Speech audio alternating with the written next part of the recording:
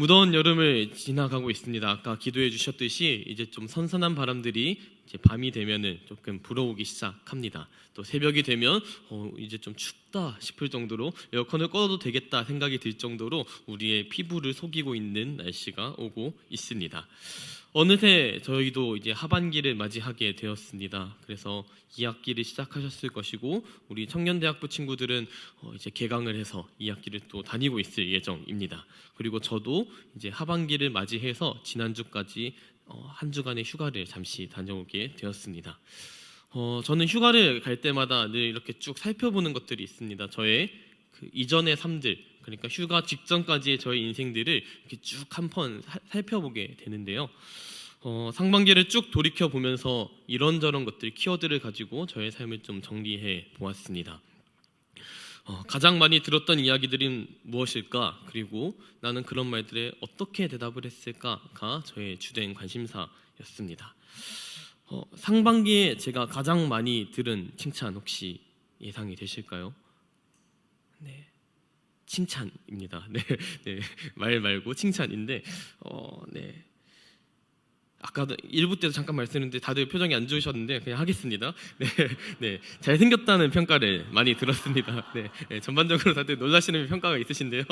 네, 그냥 들었던 얘기들을 제가 드린 겁니다. 네, 제가 그래서 주장하는 게 아니라 그렇게 들었던 얘기들을 합니다. 그래서 목사님 잘생기셨어요라고 직접적으로 얘기하시는 분들은 조금 드물고 목사님 잘생기신 편이에요라고 이렇게 해주시는 분들이 종종 있었습니다. 네, 그런 칭찬을 제가 들을 때마다 제가 습관처럼 답변하던 방식들이 있습니다. 보통은 이런 칭찬을 하고 그러면은 아니에요, 제가 무슨요, 잘생긴 사람들 많은데요 이러면서 좀 겸양을 떨 법도 한데 저는 또 그렇지가 않은 성격이라서 아유 감사합니다. 네, 이렇게 넙죽 받아버립니다. 진짜 잘생겼다는 뜻 아닌데 이렇게 생각하시면서도 이렇게 감사합니다니까는 그냥 서로 훈훈하게 분위기가 마무리됩니다. 감사합니다. 그리고 또 맞아요, 제가 얼굴로 먹고 사는 건 아니라서 이 정도면 괜찮습니다 라는 이런 얘기를 하면서 제가 칭찬을 좀 칭찬으로 받아들이기도 합니다. 그래서 못생겼다고 얘기도 하지 않고 그리고 겸양의 말씀을 드리는 것도 좀 아니고 그냥 칭찬하신 그대로를 받아들이는 저의 모습을 보면서 다른 분들은, 칭찬하신 분들이 저를 이렇게 보세요. 이 사람 뭐지? 라는 무슨 이런 얘기를 하면은 기대하는 반응은 그런 반응이 아니니까요, 그렇죠? 그래서 자존감이 참 높은 사람이다라는 표정이 이렇게 얼굴에 싹 지나가게 됩니다. 그리고는 이제 더 이상 저에게 같은 칭찬을 하지 않으시기 시작합니다. 잘생겼다는 얘기는 잘 안 하시고 그냥 오늘따라 훌륭하시네요 이 정도로 넘어가시는 일들을 많이 경험하게 되었습니다. 잘생겼다는 이야기 싫어하는 사람들이 과연 있을 것인가 생각이 듭니다. 왜냐하면 이 외모에 대한 어떤 자신감, 또 외모가 괜찮은 것들에 대한 어떤 장점들은 자기 자존감을 좀 높여주는데 되게 큰 도움이 되기 때문입니다. 자아 존중감, 이것을 줄인 단어가 자존감입니다. 그리고 이 자존감이라는 키워드는 우리 인생을 살아가면서 점점 중요해지는 것 같습니다. 좀 한참 지난 이야기들이긴 하지만 자기 PR의 시대를 우리가 살아가고 있기 때문에 내가 내 스스로를 존중해주지 않으면은 남들이 나를 존중해주기 어렵다라는 생각들이 점차 지배적으로 이 시대를 잡고 가는 것 같습니다. 자존감이라는 단어를 네이버에 검색해 보면은 이렇게 답변합니다. 자신이 사랑받을 만한 가치가 있는 소중한 존재임을 느끼는 마음입니다.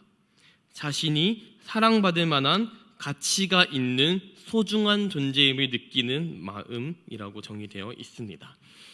자존감이라고 하면은 뭔가 스스로 세워야 할 것 같잖아요. 내가 스스로를 좀 존중해줘야 할 것처럼 느껴지는데 되게 의존적인 감정이라는 것들을 좀 말씀드리고 싶습니다. 자존감의 정의를 다시 한번 뜯어보면 자신이 소중한 존재임을 느끼는 마음이 처음부터 끝까지 기록되어 있었습니다. 그리고 그 사이에 뭐가 들어가죠? 사랑받을 만한 가치가 있음, 얼굴이 잘생겼음 등이 들어가게 됩니다. 따라서 우리의 존재, 우리의 자존감이라는 것은 우리가 맺고 있는 관계들 속에서 제대로 정의되어진다라는 것입니다. 나 스스로가 이만하면 괜찮지라고 생각하더라도 다른 사람들이 그렇게 동의해 주지 않으면 나의 자존감이라는 것은 어떤 자기 효능감, 자아 존중감으로는 이어지지 못한다라는 것을 말씀드립니다. 내가 사랑받을 만한 사람이네 라는 이 감정에는 내가 누군가에게 쓸모가 있었던 경험 혹은 그 사람과 사랑을 나누었던 경험, 주고받았던 경험들이 그 저변에 깔려 있습니다.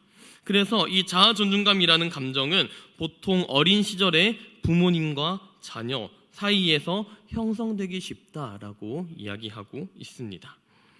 그 경험에는 자기의 어떤 쓸모, 자기의 능력치에 대한 어떤 인지, 내가 이 정도면 사랑받는 사람이구나라는 것을 깨닫게 되는 것이 기초가 되어지는데, 이게 요즘 자주 언급되고 있는 자기 효능감, 자기의 어떤 능력치에 대해서 내가 뭔가를 할 수 있구나라는 것을 깨닫게 되는 자기 효능감이라고 합니다.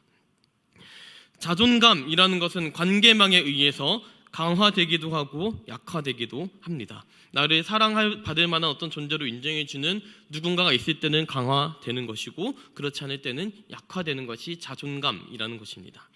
그렇다면 자기 효능감은 자기 능력치에 대한 이해에 의해서 강화되기도 하고 약화되기도 합니다. 그리고 이 우울감들이나 이런 것들을 해소하는 데 있어서 자기 효능감, 내가 무언가를 해낼 수 있다는 이 감정들이 되게 중요하다라고 이야기하고 있습니다. 갑자기 심리학 용어사전 같은 이런 말씀들을 여러분들께 드려서 대단히 민망하고 죄송합니다.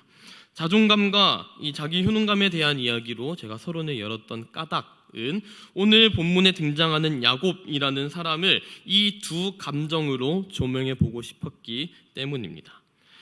자존감이라는 것이 관계망에 의해서 형성된다라는 것을 우리가 말씀드렸습니다. 따라서 야곱이 맺고 있던 관계들을 우리가 한번 떠올려 보면 좋겠습니다. 창세기 25장에 기록되어 있는데 제가 야곱이 맺고 있던 관계들을 부분 읽어서 말씀드리도록 하겠습니다.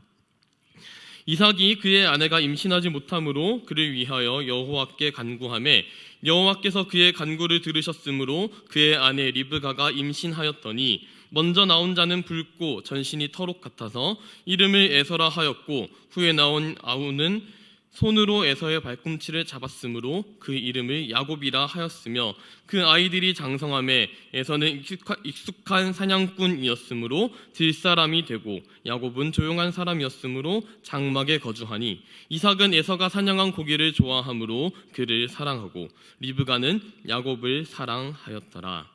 아멘. 이 상황들을 조금 정리해 보도록 하겠습니다. 야곱의 자존감이 형성될 수 있는 관계, 가족 관계들은 지금의 본문까지 나오는 것은 아버지 이삭과 어머니 리브가, 그리고 나와 생일이 발꿈치 하나만큼 차이 나는 에서, 이 세 명이 이 관계망을 조성하고 있습니다. 창세기니까 우리가 족장사라고 이야기를 합니다. 족장시대에서 사냥 위주의 생활이 이 족장들의 핵심이었었다면 어머니인 리브가를 중심으로 모계의 가정이 꾸려졌을 것입니다. 그런데 이삭의 이야기들은 잘 살펴보시면은 우물에 대한 이야기가 많이 있습니다. 어디에서 우물을 팠다가 쫓겨나고 우물을 팠다가 쫓겨나고 우물을 지었더라라고 기록되어 있습니다. 우물에 대한 이야기들이 왜 자꾸 기록되어 있느냐라면 이삭의 이야기들은 아버지가 정착 생활을 이제 시작하시기로 작정하였다라는 것을 기록한다는 것입니다. 정착 생활을 시작하면서 아버지가 사냥을 안 나가고 이제 집에 머무르게 되면서 자연스럽게 아버지를 중심으로 부계 중심의 가정이 꾸려지기 시작했다라는 것입니다. 그래서 집안의 재산권과 그리고 양육권 등등 물려줄 수 있는 권리들을 어머니가 아니라 이제 아버지가 가지게 되었습니다. 이런 상황에서 야곱과 에서의 이야기를 우리가 다 알고 있는 것을 다시 한번 살펴보겠습니다. 제가 방금 읽어드린 내용을 보면은 야곱은 집에 있는 사람이었습니다. 장막에 있는 사람이었죠. 그래서 자연스럽게 어머니가 하시던 일을 좀 도왔을 것 같습니다.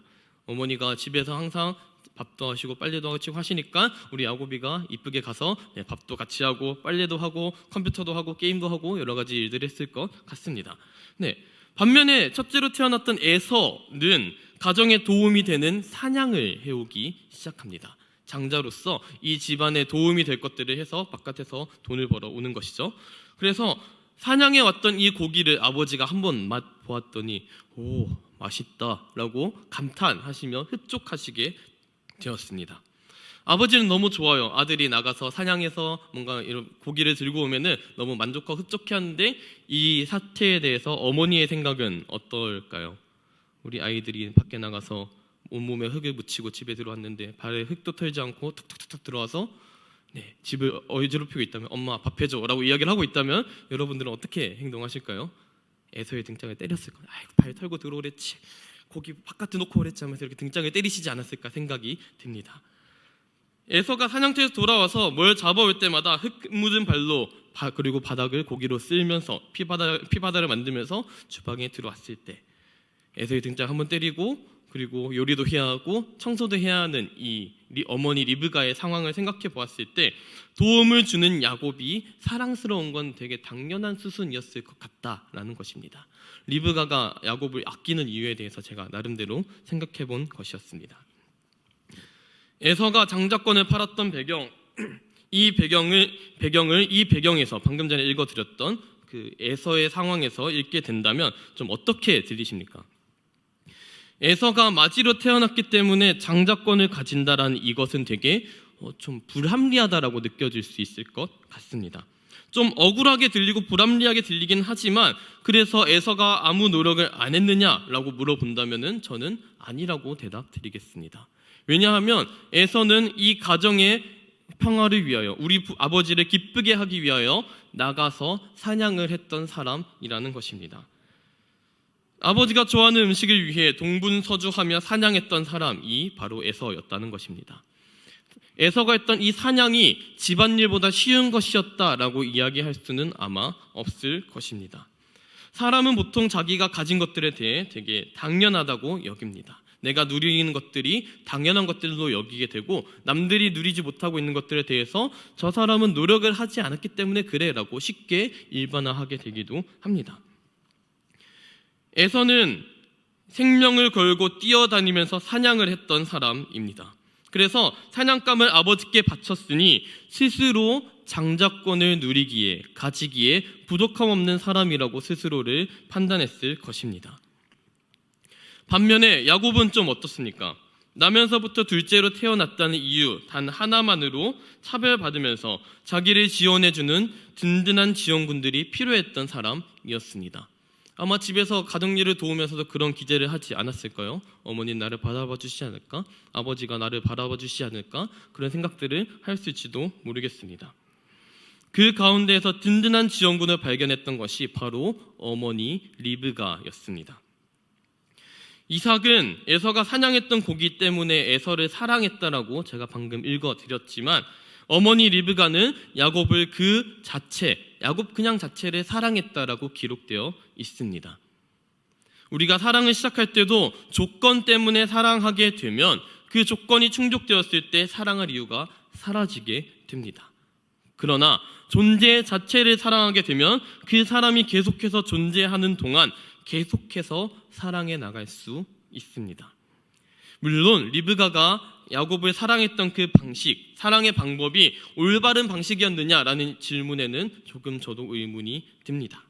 그러나 둘째로 부당한 이익을 받으며 살아야 했던 야곱을 위해서는 최선의 사랑의 방식이 아니었나 생각하게 되었습니다.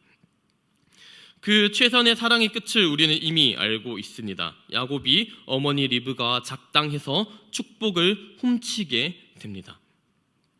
그 결과 에서는 아버지가 돌아가신 후에 야곱을 죽여야겠다라고 마음을 먹게 됩니다. 그리고 어머니 리브가는 에서의 분노에서 야곱을 어떻게 건져낼 수 있는 방법이 없다라는 것을 알고는 야곱의 외삼촌 라반이 살고 있는 먼 하란 땅으로 피신시키는 것이 오늘 본문 10절의 시작 배경이었습니다. 하란 땅 이야기는 들어보신 적 있을 것입니다. 아브라함이 떠났었던 그 땅, 친척 본토 아비집을 떠났던 그 곳이 그 하란 땅입니다. 브엘세바에서부터 하란 땅까지는 약 900km 정도가 된다라고 합니다. 그래서 그 하란 땅으로 야곱의 아내를 구하러 보낸다라는 명목으로 야곱을 피난길에 올려 보냈습니다. 이 피난길에 갔던 야곱의 마음은 어떠하였을까요? 복잡한 생각이 들지 않았을까요? 이 야곱이 직전까지 해왔었던 모든 모습들은 어떤 것이었습니까? 형의 장자권을 팥죽 한 그릇에 샀으며, 그리고 아버지의 축복을 대신해서 받았던, 축복받은 것들만 앞에 남아있었던 것이 야곱의 삶이었습니다. 아버지 형한테 복도 샀고 아버지께 축복도 받았는데, 정작 야곱에게 주어져 있는 이 상황은 언제 나를 죽일지 모르는 형, 아니면은 언제 나를 죽일지 모르는 광야, 둘 중에 하나를 선택해야 하는 과정에 나아가게 되었습니다. 이 상황에서 선택할 수 있는 선택지는 딱 하나, 도망뿐이었습니다. 누구한테든지 복을 받았다라고 하면은 그 상황이 좀 더 나아져야 할 것인데, 현실은 시궁창이었던 것이 이 야곱의 인생이었다는 것입니다. 어머니를 도와서 평생을 집에서 살기 좋아했던 이 야곱에게 이 피난길은 절대로 달가운 길이었을 수가 없을 것입니다. 심지어 이 피난길이 복 있는 사람의 자리다라고 이야기하기는 더더욱 어려울 것입니다. 아마 이 피난길에 오르면서 야곱은 이런 얘기를 했을지도 모르겠습니다. 축복 그런 건 없다. 와, 나 진짜 죽일지도 모르겠다. 이 광야에서 난 어떻게 살아가지? 하며 나를 광야로 보내신 어머니와 이 가정들을 불평불만하며 나아갔을지도 모르겠습니다. 누군가 날 죽이려 쫓아올지도 모른다는 그 불안한 마음으로 가본 적 없던 먼 어머니의 고향으로 떠나는 야곱 보고 복 받았다. 너 집에 있을 때 그건 좋았지? 이제 넌 복을 받았어 라고 하는 사람은 아마 드물 것입니다. 없어도 무방하지 않을까 싶습니다. 이 상황에서 어쨌든 집을 떠났습니다. 야곱은 길거리에서 생애 첫 야영을 시작하게 됩니다. 10절과 11절의 내용을 우리가 함께 읽어보도록 하겠습니다. 야곱이 브에세바를 떠나 하란으로 향하여 가더니 한 곳에 이르러는 해가 진지라. 거기서 유숙하려고 그것에 한 돌을 가져다가 베개로 삼고 거기 누워 자더니. 아멘. 떠난 장소, 캠핑하고 있는 장소가 어떤 장소인지 10절, 11절에서 기록하고 있습니다. 특별한 장소도 아니고 그냥 어떤 곳, 한 곳에 이르러서 그냥 잤다라고 기록되어 있습니다. 잠은 늘 집에서 자던 이 야곱이 첫 외박을 들판 어느 장소에서 하고 있다는 것입니다. 900km를 가야 한다고 치면 서울에서 부산까지 400km 정도라고 하니 왕복해서 걸어가는 일정을 이제 떠났다라는 것입니다. 그 긴 여정에서 첫 발을 떼었으면 야곱의 머리에는 복잡한 생각이 들었을 것 같습니다. 더 이상 나를 지켜주는 집이 없고 어머니가 없으며 주변에서 들리는 수많은 짐승들의 울음소리, 여러 가지 위협들에 노출된 스스로를 발견하게 되었을 것입니다. 아마 깊은 잠을 자지 못했을 것 같아요. 불안한 마음으로 딱 누웠는데 바닥이 베겨요. 그리고 나름 찾았던 매끈한 이 돌 베개가 정말 베개처럼 느껴지지 않았을 것 같습니다. 깊은 잠을 못 잤던 야곱이 꾸었던 꿈이 바로 12절부터 15절까지 꿈의 내용입니다. 꿈에 본즉 사닥다리가 땅 위에 서 있는데 그 꼭대기가 하늘에 닿았고, 또 본즉 하나님의 사자들이 그 위에서 오르락 내리락 하고, 또 본즉 여호와께서 그 위에 서서 이르시되 나는 여호와니 너의 조부 아브라함의 하나님이요 이삭의 하나님이라. 내가 누워있는 땅을 내가 너와 내 자손에게 주리니 내 자손이 땅의 티끌같이 되어 내가 서쪽과 동쪽과 북쪽과 남쪽으로 퍼져갈지며 땅의 모든 족속이 너와 내 자손으로 말미암아 복을 받으리라. 내가 너와 함께 있어 내가 어디로 가든지 너를 지키며 너를 이끌어 이 땅으로 돌아오게 할지라. 내가 내게 허락한 것을 다 이루기까지 너를 떠나지 아니하리라 하신지라. 아멘. 이 긴 내용의 꿈을 꾼 야곱이 일어나서 반응을 보였던 것이 16절과 17절에 기록되어 있습니다.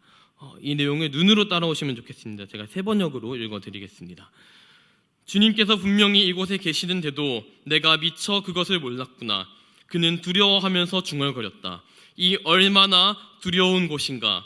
이곳은 다름 아닌 하나님의 집이다. 여기가 바로 하늘로 들어가는 문이다. 아멘.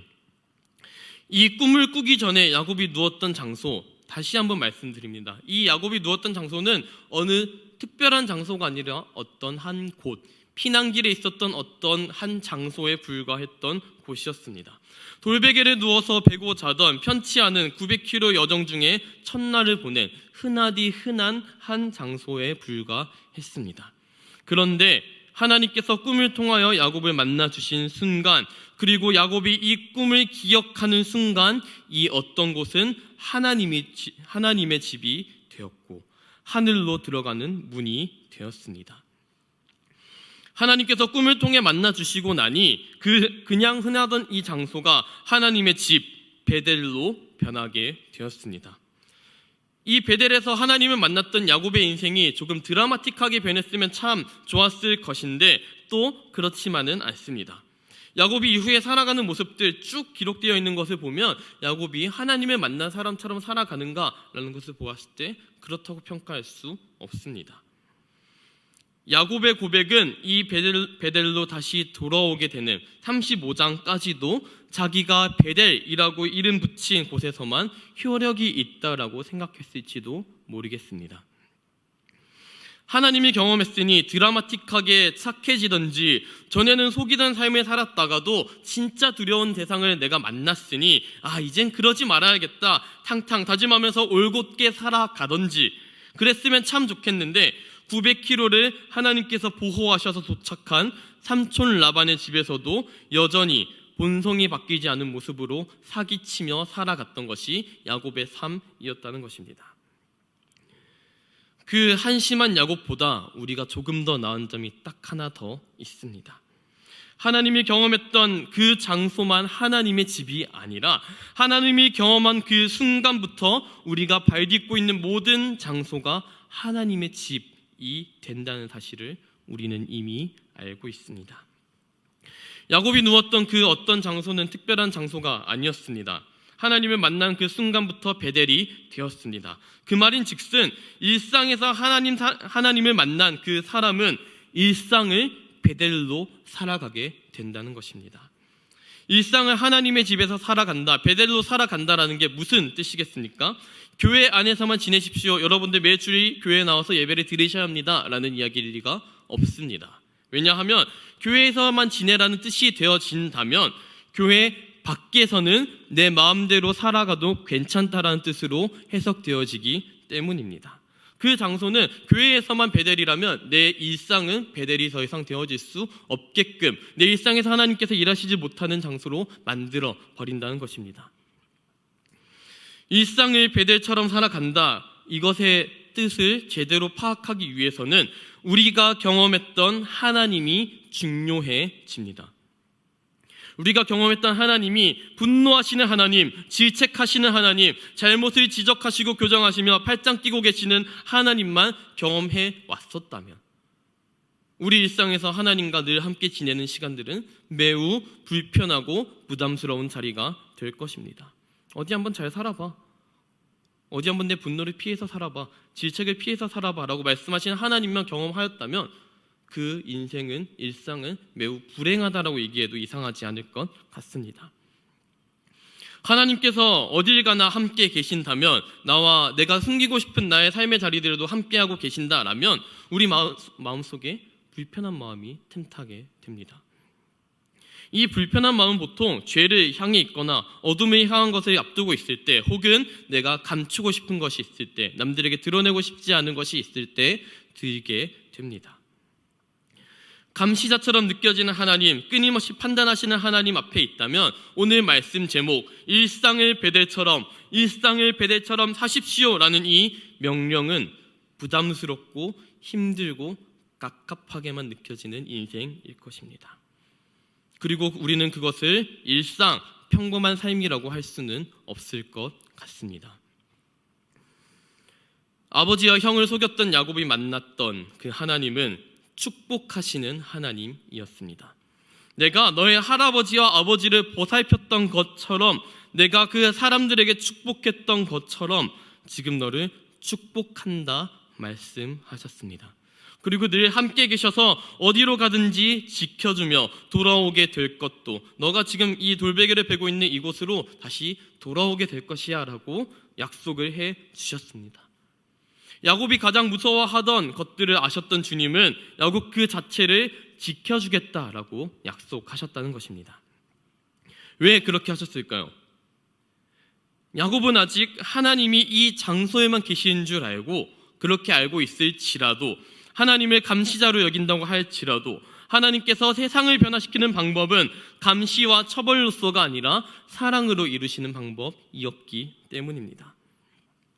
이 사랑의 하나님이 경험했던 야곱은 그 이름처럼 매번 형의 뒤꿈치나 잡는 인간, 거슬리는 인간, 하나님이 경험하고도 크게 변하지 않았던 인간이었지만 하나님께서는 야곱을 통해 라반의 집을 축복하십니다. 남의 뒷덜미를 잡아채던 인간에서 다른 누군가에게 축복할 수 있는 사람으로 빚어가시는 것이 야곱의 인생이었다는 것입니다. 지켜줄 것이라는 이 하나님의 약속을 믿지 못하고 자기의 꾀를 의지하던 야곱, 그 야곱을 끝까지 지키시고 끝까지 사랑하셨던 것이 하나님의 야곱을 향한 사랑이었습니다. 일상을 베델처럼 살라는 이 문구는 일상을 감시받고 처벌받기를 두려워하며 살라라는 뜻이 아닙니다. 오히려 이런 일에 하나님을 요청해도 되나? 이런 일에 하나님 초청해도 되나? 라고 할 정도로 아주 평범한 일상, 아주 평범한 어떤 장소에서 하나님께서 이곳에서 사랑으로 함께 계시는구나 하는 이 삶의 고백, 혹은 이 자리에 사랑으로 함께 계시면 좋겠다라는 이 원함을 드리는, 그 기도를 드리는 것이 일상을 베델처럼 살라라는 명령의 핵심 요소라는 것입니다. 베델의 하나님을 경험했던 야곱을 통해 라반의 집이 복을 받았던 것처럼, 먼 훗날 야곱이 자기의 자손들을 축복하였던 것처럼 우리 공동체를 통해서 하나님이 경험되길 소망합니다. 그 하나님께서 우리를 만나 주셨을 때 나를 통하여 누군가에게 복을 전하게 하시는 그 은혜를 경험하시길 바랍니다. 그 하나님이 우리를 전적으로 감시하고 처벌하려고 몽둥이 들고 계시는 어떤 하나님이 아니라 끝까지 사랑하시고 끝까지 축복하시는 하나님이길 바랍니다. 그래서 일상을 베델 하나님의 집에서 살듯 기쁘고 복되게 살아가는 저와 여러분들 되시기를 주님의 이름으로 축원드립니다. 함께 기도하시겠습니다.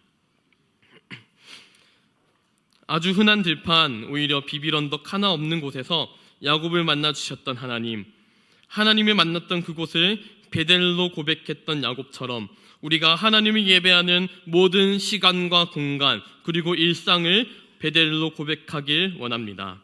일상을 하나님께 드린다고 기도하면 우리 마음의 한켠이 불편하고 찜찜하기도 합니다. 감시받겠다 말하는 것 같고 처벌당해도 할 말이 없는 것처럼 느껴지기도 합니다. 그런 불편한 마음 가운데 일상에서 사랑과 축복으로 함께 하시는 하나님을 경험할 수 있도록 도와주시옵소서. 일상을 하나님의 집에서 살아가는 것이 복되고 기쁜 일임을 경험하는 모든 성도들 되게 하여 주시옵소서. 우리를 통해서 사랑하고 축복하는 지경이 날마다 넓어질 줄을 믿사오며 이 모든 말씀 우리 주 예수 그리스도의 이름으로 간절히 기도드립니다. 아멘.